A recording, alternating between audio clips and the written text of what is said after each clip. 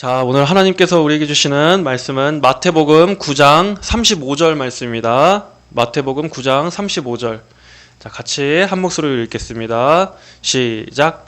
예수께서 모든 성읍들과 마을들을 다니시면서 그들의 회당들에서 가르치시고 그 나라의 복음을 선포하시며 모든 병과 모든 약한 것을 고치셨다. 아멘.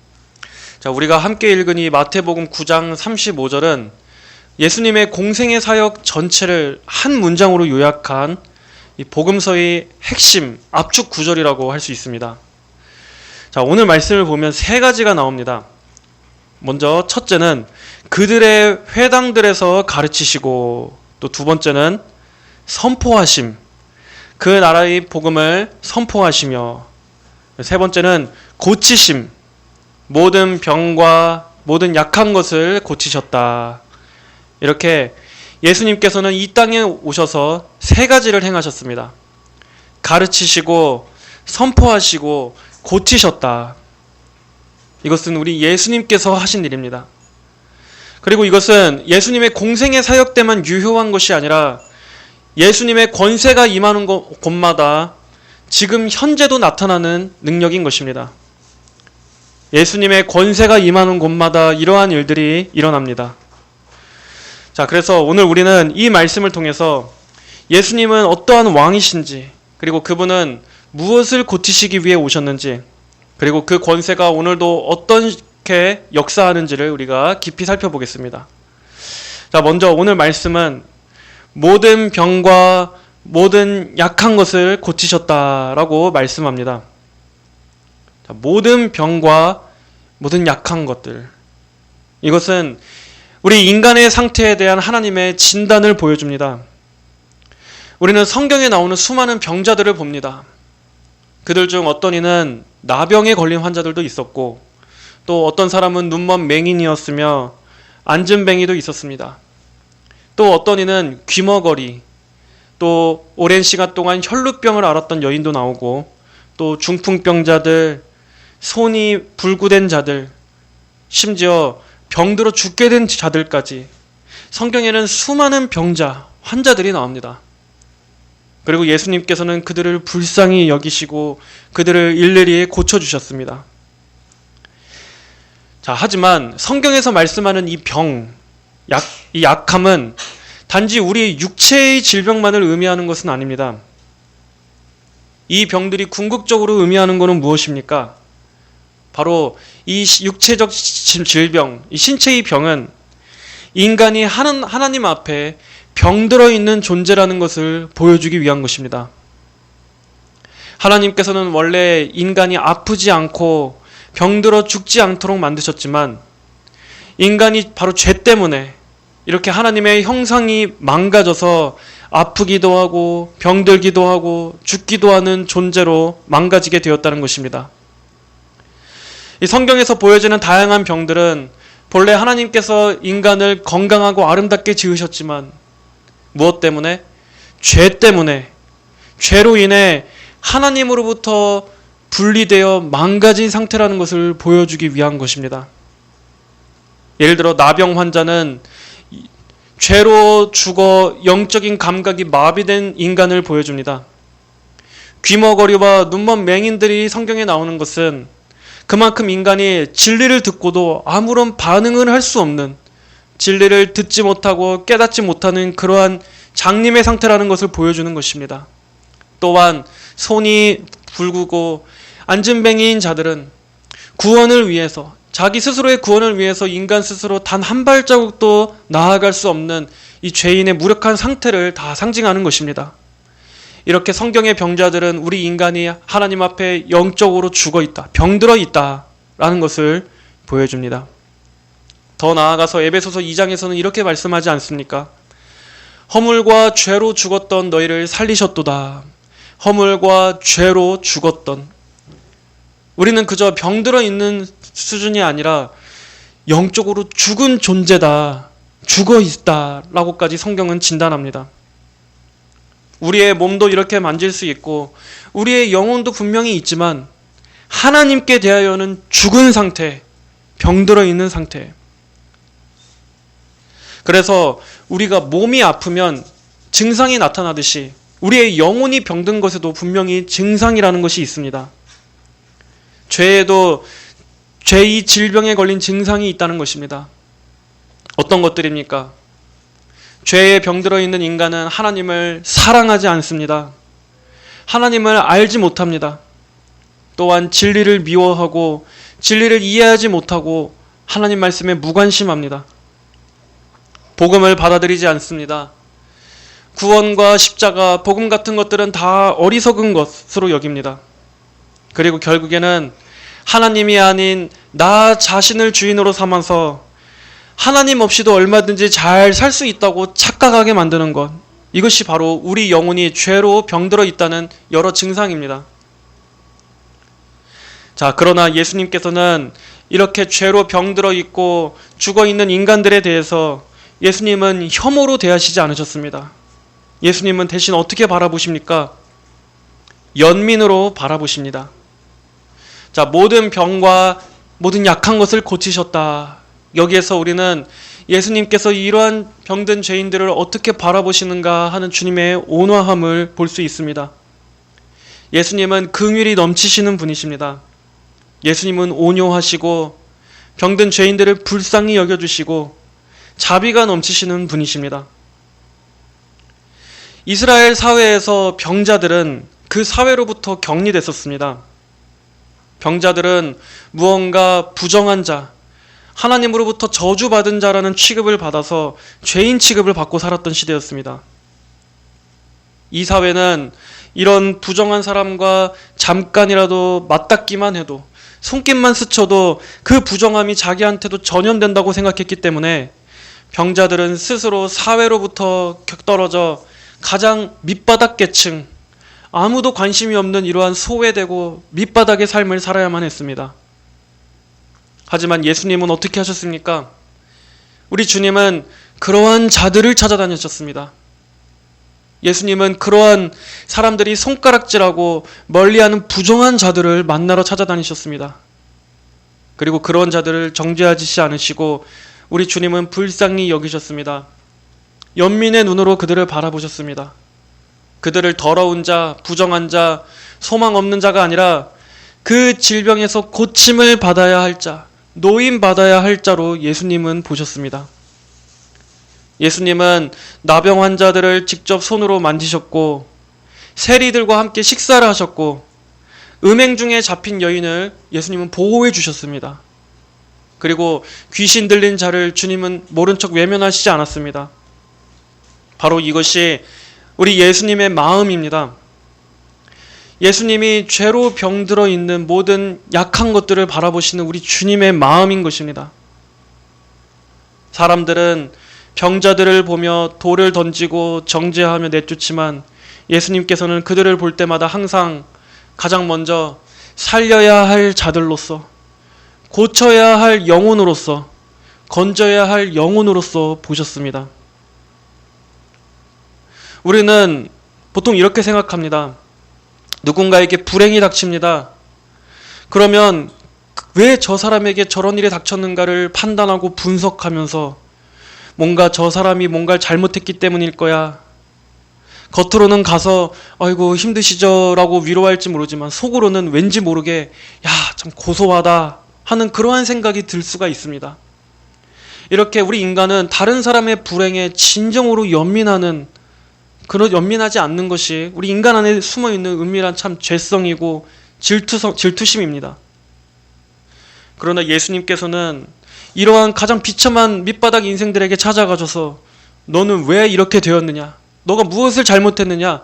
너가 무엇을 죄를 졌느냐라고 일일이 묻지 않으셨습니다. 그분은 그냥 다가가십니다. 그리고 그들 가까이 곁에 가십니다. 그리고 바라보시고 손을 내미시고 실제로 그들을 그 안에서 건져내십니다. 여러분, 우리 인생에는 참으로 많은 어려움과 고통이 있습니다. 모든 것이 우리의 뜻대로 쉽게 되지 않고 우리는 성공보다는 대부분 많은 실패들로 우리 인생은 점철되어 있습니다.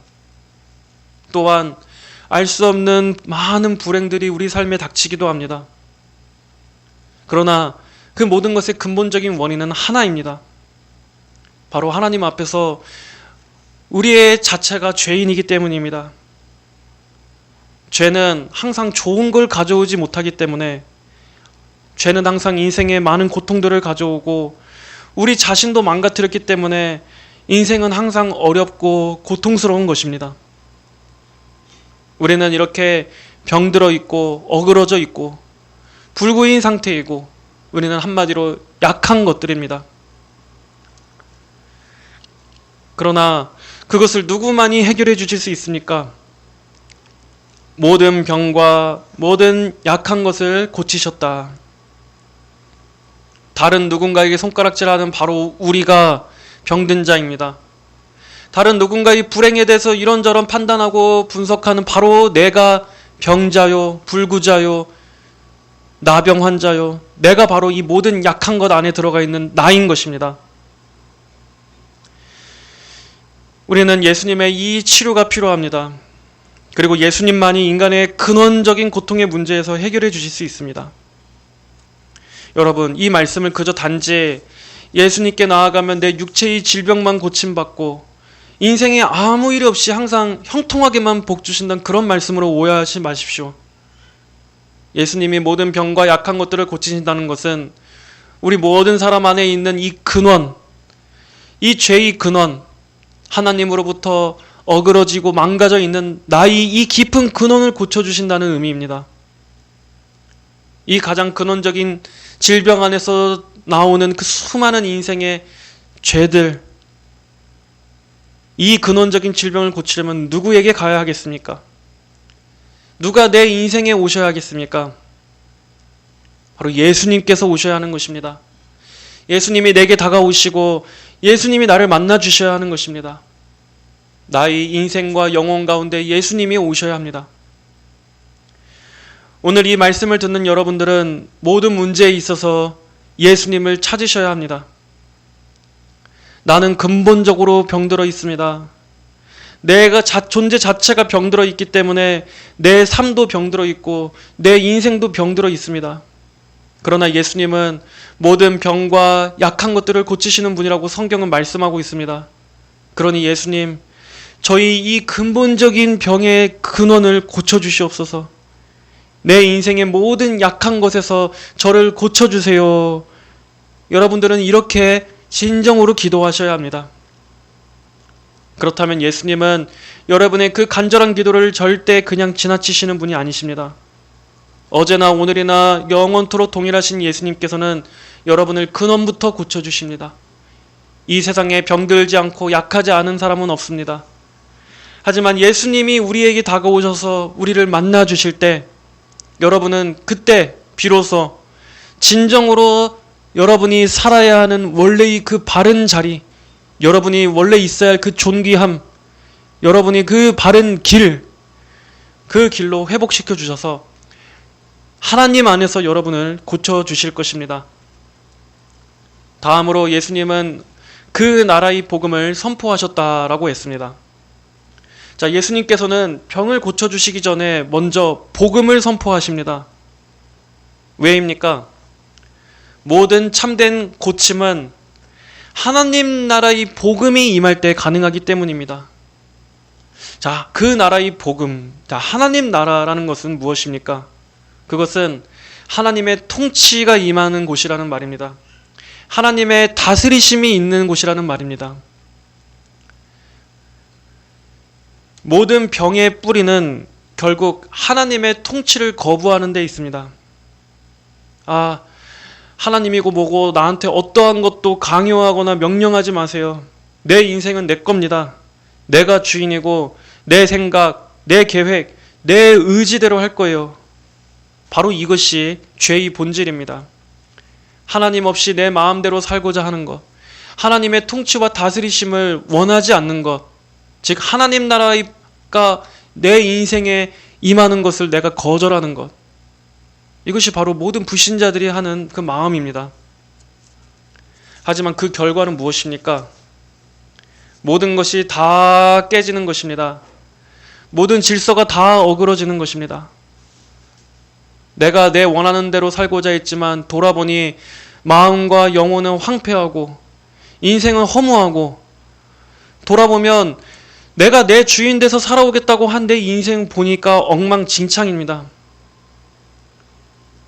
그다지 내가 내 자신을 믿고 살아왔다고 해서 잘 산 것이라고 말할 수도 없습니다.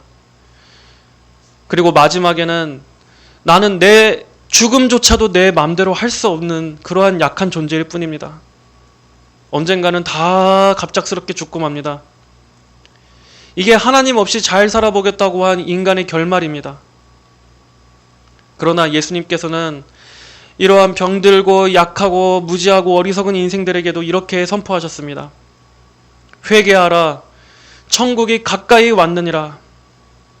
회개하라, 천국이 가까이 왔느니라. 이것은 모든 병과 약함을 갖고 있는 모든 사람들이 다 들어야 할 메시지입니다. 회개하라, 천국이 가까이 왔느니라. 이것은 경고이지만 또 한편으로는 초대이기도 합니다. 즉 하나님 나라가 가까이 왔으니, 즉 하나님의 심판이 가까이 오고 있으니 그 전에 속히 회개하라 라는 뜻도 되지만, 하나님의 구원이 있으니 회개하고 복음을 믿어서 살라라는 초대이기도 하다는 것입니다. 그래서 예수님께서 오셔서 그 나라의 복음을 선포하셨다는 말은 이제 이 모든 병과 약한 것들을 고치시는 그 우리의 죄를 정복하실 왕이 오셨다는 말이기도 합니다. 이제 그리스도 왕이 오셨다. 그러므로 이제는 죄와 죽음과 마귀가 더 이상 통치하지 못한다. 하나님 나라가 임했다라는 것이 바로 그 나라의 복음을 선포하셨다는 것의 의미입니다. 예수님은 그냥 아무 말씀도 안 하시고 다짜고짜 다가오셔서 병을 고치시지 않았습니다. 예수님은 가르치시고 선포하셨습니다. 복음을 가르치시고 선포하셨습니다. 그냥 기적과 능력만 행하신 것이 아니라 이 하나님 나라의 복음의 성격에 대해서, 구원에 대해서 항상 가르치심이 동반되었다는 것입니다. 그리고 예수님이 그렇게 가시는 곳마다, 예수님의 권세가 임하는 곳마다 구원이 있고 생명이 일어나고 고침이 일어나고 승리가 임했습니다. 예수님의 권세가 임하는 곳마다 어둠이 떠나갔습니다. 귀신과 악한 영에 시달리는 자들이 고쳐졌습니다. 그리고 모든 저주가 끊어지고 슬픔과 눈물과 아픔이 사라지고 죽음이 정복되었습니다. 예수님의 권세가 임하는 곳마다 말입니다. 바로 이것이 복음입니다. 그 나라의 복음입니다. 실제로 예수님의 권세가 임하는 곳마다 성경에서 놀라운 역사가 나타나지 않았습니까? 예수님의 말씀 한마디에 귀신이 쫓겨나가고 중풍병자가 일어나고 죽은 자가 살아나기까지 했습니다. 그렇습니다. 예수님의 권세가 임하는 곳마다 이렇게 영적인 어둠이 빛으로 밝아지고 더러운 마귀와 악한 영의 역사가 떠나가고 뭔가 부정함과 음란한 죄들이 끊어지며 병들어 있던 인간이 활력을 얻어서 새 생명을 얻게 되는 그런 놀라운 역사가 예수님의 권세가 임하는 그 곳마다 다 어둠이 물러갔던 것입니다. 그리고 그 일을 가장 결정적으로 하신 것이 바로 어디였나? 바로 예수님의 십자가입니다. 십자가는 우리 인간의 가장 깊은 병을 가장 완전하게 고치신 자리입니다. 이사야 53장은 이렇게 말씀했습니다. 그가 채찍에 맞음으로 우리는 나음을 받았도다. 자, 나음을 받았도다. 성경에서 육체의 질병이 단순히 우리 몸의 질병만을 말하는 것이 아닌 영적인 죄의 질병을 말했듯이, 여기서 말하는 이 나았다는 것도 단순히 육체적 나음만을 말하는 것이 아닙니다. 바로 영적인, 영혼의 고침이었습니다. 십자가에서 예수님은 우리의 인간의 가장 근원적인 것들을 고치셨습니다. 하나님과의 관계를 회복시키시는 고침이 일어났습니다. 죄책에서 해방되는 고침이 십자가에서 일어났습니다. 사망 권세가 파괴되고 사망 가운데 있었던 자가 생명으로 옮겨지게 되는 고침, 그리고 영적인 죽음 상태에서 거듭나 중생하게 되는 그러한 고침이 바로 십자가를 통해서 우리에게 완전히 나음을 있게 하셨습니다. 자, 우리 모두는 죄의 질병에 걸려있는 자들이었습니다. 그러나 예수님은 이 죄의 질병을 고치셔서 우리를 근본적으로 새롭게 새 영을 주시고 완전히 낫게 하시는 분이라는 것을 믿으십시오. 그런데도 혹시나 아직 여러분은 아직도 이 예수님의 권세를 거부하고 있습니까? 혹은 주저하고 계시진 않습니까? 그런데 한번 생각해 보십시오. 왜 나는 육체의 질병에는 그렇게 애를 쓰면서 왜 영적인 질병에서는 나을 생각을 안 하십니까? 육체의 질병을 고치기 위해서는 사방팔방 좋은 병원, 좋은 의사를 찾아다니면서 왜 영혼의 질병을 확실히 고쳐주시는 이 예수님이라는 이 영혼의 의사에게는 왜 그토록 무관심하십니까? 이 땅의 인간 의사들보다도 예수님이 훨씬 못하신 분입니까? 하나님이신 예수님을 인간보다도 덜 신뢰하시는 겁니까? 예수님께 나오셔야 합니다. 예수님은 우리의 모든 가장 깊은, 인간이 헤아릴 수 없는 가장 깊은 문제의 뿌리까지도 예수님은 근원을 고쳐주시는 분이십니다. 근원을 드러내셔서 완전히 새롭게 고쳐주시는 분이십니다. 예수님은 수고하고 무거운 짐진 자들아 다 내게로 나오라 내가 너희를 쉬게 하리라 말씀하셨습니다. 얼마나 그 팔을 넓게 벌리고 계십니까? 여기서도 예수님의 그 연민과 긍휼하심을 볼 수 있지 않습니까? 수고하고 무거운 짐진 자들, 예수님은 우리 인생들을 기본적으로 병들어 약한 것, 수고하고 무거운 짐을 진 채 날마다 매일 고통하며 신음하는 그러한 불쌍한 자들로 바라보십니다. 이 세상에 이렇게 자비롭고 온화한 눈으로 우리를 봐주는 존재가 어디 있습니까? 세상이 우리를 그렇게 봐줍니까? 내 주변의 지인들이 나를 그렇게 봐주나요? 인간은 속으로는 다 서로 비교하고 남이 나보다 아래에 있기를 원하지 누군가의 고통을 진정으로 이해해주는 사람은 없습니다. 그러나 오직 예수님만은 우리를 이렇게 진정한 연민과 사랑과 자비로 대해주십니다. 매일매일 수고하고 무거운 짐을 짊어지고 있습니까? 날마다 이 수고하고 무거운 짐을 지며 살아가는 삶입니까? 그러면서 내 영혼이 언제쯤 좀 쉬려나? 나는 도대체 언제쯤 좀 참된 안식을 할 수 있는 날이 올까? 하면서도 그저 매일매일 어쨌든 먹고 사는 것에 치여서 하루하루 정신없이 살아가고 있지는 않습니까? 예수님께서는 바로 그러한 사람들을 초청하고 계십니다. 너희가 짊어지고 있는 그 무거운 짐들, 마음과 정신과 영적인 짐들, 그것은 수고하고 무거운 것이다. 그러나 내게로 와라. 내 안에 와서 쉬어라. 내 안에만 안식이 있다. 이 십자가 아래로 올 때만 너는 참된 쉼을 얻을 것이다. 이것이 모든 병과 모든 약한 것을 고치는 주님 안에 있는 깊은 긍휼의 마음입니다. 이러한 예수님께 여러분 자신을 의탁하십시오. 이러한 예수님 앞에 여러분 나오십시오. 이런 예수님 앞에 그저 나와서 의탁하기를 여러분 전혀 주저하지 마십시오.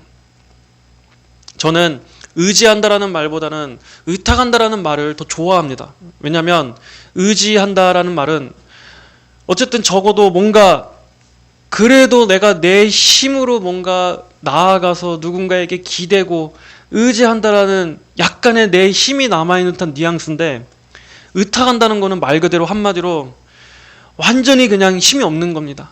나는 완전히 그냥 다 지치고 정말 나는 없습니다. 그래서 정말 나가서 내 자신을 온전히 그냥 내어 맡기는, 내 자신을 그냥 온전히 그냥 던지는 그러한 뉘앙스가 더 강하기 때문에 정말 의탁한다라는 말이 저는 조금 더 좋습니다. 여러분 자신을 예수님께 의탁하십시오. 하나님의 이 진단대로 여러분 여기에 인정하고 수긍하기를 여러분 부끄러워하지 마시고 자존심 상해하지 마십시오. 맞습니다. 하나님, 저는 병들었습니다. 저는 약한 존재입니다. 저는 전혀 강하지 않습니다. 저는 절대 건강하지 않습니다. 저는 그렇기 때문에 예수님의 고침이 필요합니다. 그렇습니다, 주님. 맞습니다. 저는 어그러져 있습니다. 예수님, 저를 고쳐주세요. 하는 이러한 겸손한 마음. 정말 건강한 자가 아니라 병자들을 위해 오신 예수님. 의인이 아니라 죄인을 위해 오신 예수님께 여러분 나아가서 얼마든지 주님 앞에 나아가시길 바랍니다. 그래서 청교도들은 항상 이 자기 자신을 바라보면서 주저하고 있는 그런 연약한 믿음을 가진 신자들에게 이렇게 권면했습니다. 은혜의 보좌 앞에서는 연약함이 자격 박탈 사유가 아니라 오히려 초대 조건이다. 항상 그들은 그렇게 권면했습니다. 맞습니다. 우리가 하나님의 은혜의 보좌 앞에 나갈 때는 우리가 연약하고 병들어 있다고 해서 입장이 거부되는 것이 아니라 오히려 그게 우대 조건입니다. 초대 조건입니다. 우리가 있는 그대로 약한 것들, 우리의 실패, 나의 어리석음, 나의 이런 무지, 절망, 나의 헛됨, 나의 포기가 오히려 하나님의 은혜를 입는 데에는 오히려 이게 자격이 된다는 것입니다. 똑똑하고 자신만만하고 내가 뭔가 도덕적으로 나는 이만큼 잘나고 나는 거룩하고 난 경건하고 그렇기 때문에 나는 하나님 앞에 나갈 수 있어. 여러분, 그것은 오히려 교만한 것입니다. 하나님의 은혜의 보좌 앞에는 그러한 사람들을 받아들이는 자리는 없습니다. 오히려 겸손한 죄인, 상한 심령의 죄인, 가난한 심령, 갈급한 마음, 주님 앞에 정말 엎드려 무릎을 꿇고 나아오는 그러한 작은 믿음일지라도 그러한 사람은 하나님의 용서와 은혜를 입는 가장 우대 조건을 갖춘 사람입니다. 그러므로 하나님 앞에 어떤 것도 내세우지 마시고 지금 나오십시오. 재지 마시고 주저하지 마시고 그렇다고 또 오늘 이렇게 말씀을 듣고서 교회 밖을 나가면 또 아무 일이 없는 것처럼 원래대로 살지 마시고 여러분의 마음을 하나님 앞에 무릎을 꿇으십시오. 예수님은 모든 병과 약한 것을 고치기 위해 오신 자비하신 분이십니다. 그리고 그 모든 병과 약한 것 안에는 저와 여러분 우리 모두가 다 들어있습니다. 그러므로 있는 그대로 나오시기를 바랍니다. 병든 영혼이 진정 살기를 바라십니까? 주님, 저는 어딘가 정말 문제가 있습니다. 제 안에 저도 어떻게도 할 수 없는 심각한 망가짐이 있는 것 같습니다. 제 삶은 완전히 무너졌습니다. 이런 저를 불쌍히 여겨주세요. 이렇게 고백하시며 예수님으로부터 피하지 마시고 지금 모두가 나오시기를 바랍니다. 예수님의 권세가 임하는 곳마다 살림이 있고 고침이 있습니다. 회복이 있습니다. 그리고 예수님은 이 권세로 오늘 여러분의 인생 위에 드러나시기를 원하십니다. 여러분이 하셔야 할 것은 마음을 고집스럽게 갖지 마시고 이 권세 아래 그냥 엎드리는 것입니다. 그래서 예수님께 주님, 제 주인이 되어달라고, 이제 제 스스로 운전했던 제 인생이 실패했으니 이제 예수님이 저희 남은 인생의 통치와 주권적으로 저를 다스려 달라고, 예수님의 권세가 제 인생 전체를 주관하셔 달라고 여러분 자신을 예수님 앞에 의탁하시기를 바랍니다. 예수님의 권세가 여러분에게 임하시는 축복이 있기를 바랍니다. 모든 근원적인 병과 약함이 고침을 받고 회복과 새 생명이 있는 인생이 되시기를 바랍니다. 오늘 말씀을 들으신 모든 성도 여러분들께 예수님의 이 권세 아래 여러분의 심령이 정복당하게 되는 가장 큰 축복이 있으시기를 주님의 이름으로 축복합니다. 다 함께 기도하겠습니다. 하나님 아버지, 감사합니다. 오늘 예수님이 얼마나 은혜롭게 우리를 대하시며 참으로 불쌍한 죄인, 이 죄로 병든 저희들에게도 주님은 항상 살리시기 위해, 고치시기 위해 오신 분이라는 것을 우리가 살펴보았습니다. 아버지, 우리의 마음이 이러한 말씀들 앞에서 완악하지 않도록 하여 주시옵소서. 그저 병자들 또는 다른 믿음이 약한 자들, 그들과 난 달라라고 생각하는 것이 아니라 바로 이 말씀이 나를 향한 말씀이라는 것으로 바뀌어옵소서.